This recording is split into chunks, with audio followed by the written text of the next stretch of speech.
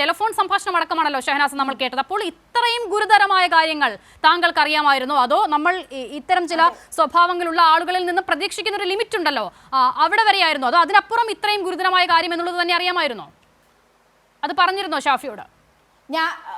അല്ല സത്യത്തിൽ ഞാൻ ഇത്രയും ഗുരുതരമായ രീതിയിൽ ഞാൻ അദ്ദേഹത്തെ മനസ്സിലാക്കിയിട്ടില്ലായിരുന്നു. കാരണം ഞാൻ ഒരു സ്ത്രീകളെ മിസ്യൂസ് ചെയ്യാൻ ശ്രമിക്കുന്ന, ചൂഷണം ചെയ്യാൻ ശ്രമിക്കുന്ന ഒരാളായിട്ട് തന്നെ ഞാൻ ശ്രീ രാഹുൽ മാങ്കൂട്ടത്തിനെ കണ്ടിട്ടുണ്ടെങ്കിലും ഇത്രയും ഒരു ക്രിമിനൽ മെന്റാലിറ്റിയോട് കൂടി ഒരു സ്ത്രീയുടെ ഏറ്റവും മോശമായി സ്ത്രീയെ ഉപദ്രവിക്കുന്ന, ആ ഒരു പെൺകുട്ടിയെ ബലാത്സംഗം ചെയ്യുന്ന, ഒരു കുഞ്ഞിനെ കൊല്ലാൻ വേണ്ടിയിട്ട് എനിക്ക് കുഞ്ഞ് വേണമെന്ന് പറയുകയും പിന്നീട് ആ കുഞ്ഞിനെ കൊല്ലാൻ വേണ്ടിയിട്ടുള്ള ശ്രമങ്ങൾ നടത്തുകയും ചെയ്യുന്ന ഒരു ക്രിമിനൽ മെന്റാലിറ്റി ഉള്ള ആളാണെന്ന് അന്ന് എനിക്ക് ഇരുന്നിട്ട് പോലും ഞാൻ ഇതിനെതിരെ പ്രതികരിച്ചിട്ടുണ്ട്. കാരണം ഒരു പെൺകുട്ടികൾക്ക് മോശമായ അനുഭവം ഉണ്ടാവരുത് എന്ന് വിചാരിച്ചിട്ടും യൂത്ത് കോൺഗ്രസിൽ ഒരുപാട് പെൺകുട്ടികൾ പ്രവർത്തിക്കണമെന്ന് വിചാരിച്ചിട്ടും ഞാൻ ഇതിനെതിരെ ഷാഫി പറമ്പിൽ MLA പറഞ്ഞിട്ടുണ്ട്. ഇത് ഞാൻ പറയുന്നത് കള്ളമാണെങ്കിൽ പ്രിയപ്പെട്ട ഷാഫി പറമ്പിൽ MP നിരാകരിക്കട്ടെ, അപ്പോൾ ഞാൻ അതിന്റെ തെളിവുമായിട്ട് വരാം. ശരി, ഈ കർഷക സമരത്തിന് പോകുന്ന സമയത്ത് താങ്കളോട് ആ നിലയിൽ ഒറ്റയ്ക്ക് നിങ്ങൾ രണ്ടുപേരും മാത്രമായി പോകാം എന്നുള്ള നിലയിൽ ഒരു സംഭാഷണം രാഹുൽ നടത്തിയെന്ന് താങ്കൾ പറയുന്നു. അത് ഷാഫിയോട് പറയുന്നു. ഷാഫിയുടെ പ്രതികരണം എന്തായിരുന്നു? ഞാൻ അത് മാത്രമല്ല ഞാൻ ഷാഫിയോട് പറയുന്നത്, ഒരുപാട് സ്ത്രീകളോട് മോശമായി പെരുമാറിയിട്ടുണ്ട്. അതുകൊണ്ട് ഇതുപോലൊരു വ്യക്തി യൂത്ത് കോൺഗ്രസിന്റെ പ്രസിഡന്റ് ആയാൽ നമ്മുടെയൊക്കെ ഒരുപാട് പെൺകുട്ടികൾക്ക് പ്രവർത്തിക്കാനുള്ള ഒരു ഇടമാണിത്. അത് നിങ്ങൾ ഇല്ലാതാക്കി കളയരുത്. അവർക്ക് സ്വസ്ഥമായി നമ്മുടെ പെൺകുട്ടികൾക്ക് പ്രവർത്തിക്കാനുള്ള ഒരു ഇടമായിട്ട് യൂത്ത് കോൺഗ്രസ് മാറ്റണം എന്നുണ്ടെങ്കിൽ ഇദ്ദേഹത്തെ യൂത്ത് കോൺഗ്രസ് പ്രസിഡന്റ് ആക്കി വെക്കരുത് എന്നാണ് ഞാൻ പറഞ്ഞിട്ടുണ്ടായിരുന്നത്.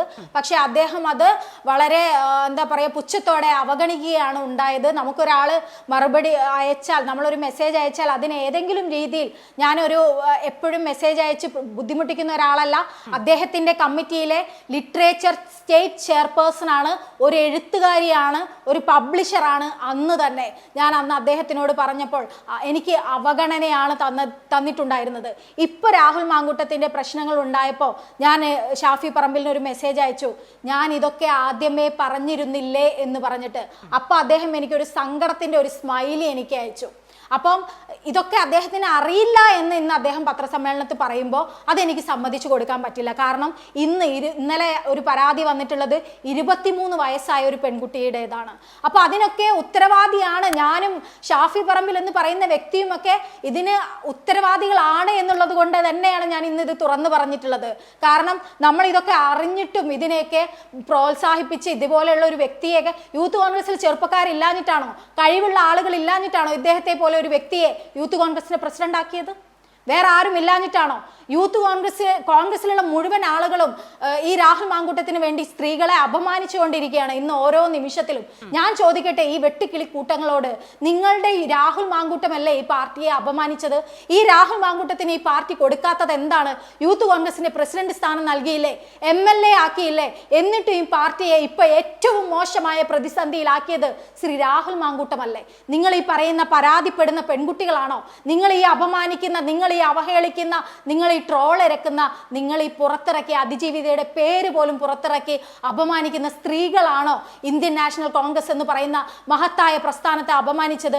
രാജീവ് ഗാന്ധിയുടെയും ജവഹർലാൽ നെഹ്റുവിന്റെയും ഇന്ദിരാഗാന്ധിയുടെയും ഒക്കെ പെരുമയുള്ള നമ്മുടെ ഇന്ത്യൻ നാഷണൽ കോൺഗ്രസിന്റെ പ്രസ്ഥാനത്തിന് അപമാനിച്ചത് രാഹുൽ മാങ്കൂട്ടമാണ്. അത് തിരിച്ചറിയേണ്ടത് കോൺഗ്രസിന്റെ അണികളാണ്. എനിക്കറിയാം നിങ്ങൾ ഏറ്റവും അപമാനിക്കുന്ന രീതിയിൽ മോശപ്പെടുത്തുമെന്ന് എനിക്കറിയാം. അത് അറിഞ്ഞിട്ടും താങ്കൾ രംഗത്ത് വന്നു എന്നുള്ളത് ഏറ്റവും പ്രധാനപ്പെട്ട കാര്യം കൂടിയാണ്. അതുകൊണ്ടാണ് ഞാൻ ആദ്യമേ ആ നിലയിൽ ഒരു അഭിനന്ദനം തന്നെ താങ്കൾ അർഹിക്കുന്നുണ്ട് എന്ന് പറഞ്ഞത്. കാരണം അതൊരു സ്വയം ബോധ്യം കൂടിയാണല്ലോ. ഒരു കാര്യം കൂടി ഷഹനാസ്, ഈ ഷാഫി പറമ്പിൽ പേടിയൊന്നുമില്ല, ഞാൻ ഒരു ഇരയായിട്ടുള്ള ഒരു വ്യക്തിയാണ്. അതെ അതെ അതെ ഞാൻ ചോദിക്കാൻ ശ്രമിക്കുന്നത് ഷഹനാസ്, ഷാഫി പറമ്പിൽ മാറുന്ന പദവികളിലേക്കാണ് രാഹുൽ മാങ്കൂട്ടത്തിൽ വരുന്നത്. താങ്കൾ ശ്രദ്ധിച്ചിട്ടുണ്ടാകും. അതായത് ഇതിന്റെയൊക്കെ ഒരു നേതൃത്വം അല്ലെങ്കിൽ ഇതിന്റെയൊക്കെ ഒരു അധികാരത്തിന്റെ ആ നൂലുണ്ടല്ലോ, അത് കയ്യിലുണ്ടാകണമെന്ന് ഉറച്ചൊരു ബോധ്യമുള്ള ആളാണ് ഷാഫി പറമ്പിൽ എന്നതുകൂടി ഇതിൽ നിന്ന് നമ്മൾ മനസ്സിലാക്കണം. അപ്പോൾ നമ്മൾ സാധാരണ നിലയിൽ ഈ ക്രൈം ഇൻ പാർട്ട്ണർ എന്നൊക്കെ പറയാറുണ്ട്. അപ്പോൾ അങ്ങനെ രാഹുൽ മാങ്കൂട്ടത്തിലിന്റെ എല്ലാ ചെയ്തികൾക്കും പിന്തുണ ഷാഫി പറമ്പിൽ നൽകിയിരുന്നു എന്നത് ഉറപ്പാണോ? താങ്കൾക്ക് അത് ഉറപ്പിക്കാൻ കഴിയുന്നുണ്ടോ? ഈ ഗോഡ് ഫാദർ എന്നൊക്കെ വിശേഷിപ്പിക്കുന്നുണ്ടോ സോഷ്യൽ മീഡിയ?